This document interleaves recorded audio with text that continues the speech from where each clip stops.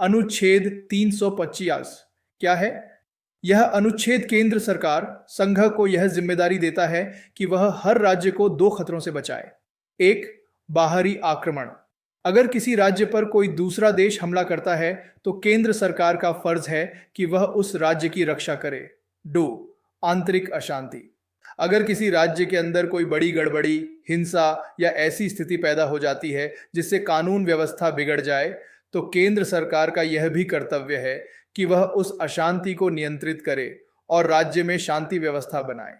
इसके साथ ही अनुच्छेद 350 केंद्र सरकार को यह सुनिश्चित करने के लिए भी कहता है कि हर राज्य की सरकार संविधान के नियमों और प्रावधानों के अनुसार काम कर रही है। इसका मतलब क्या है? संक्षेप में अनुच्छेद 355 यह कहता है कि केंद्र सरकार की जिम्मेदारी है कि वह राज्यों की सुरक्षा करे, चाहे खतरा बाहर से हो या अंदर से। केंद्र सरकार को यह भी देखना है कि राज्य सरकारें संविधान के दायरे में रहकर काम करें।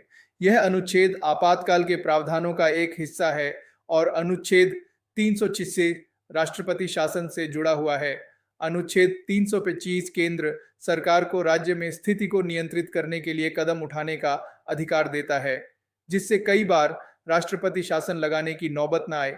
हालांकि अगर अनुच्छेद 325 के तहत भी स्थिति नहीं सुधरती है तो केंद्र सरकार अनुच्छेद 336 का इस्तेमाल करके राष्ट्रपति शासन लगा सकती है।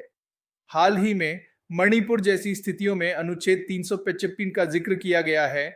जब किसी राज्य में कानून व्यवस्था की स्थिति गंभीर हो जाती है तो केंद्र सरकार इस अनुच्छेद का इस्तेमाल करके अपनी जिम्मेदारियां निभाती है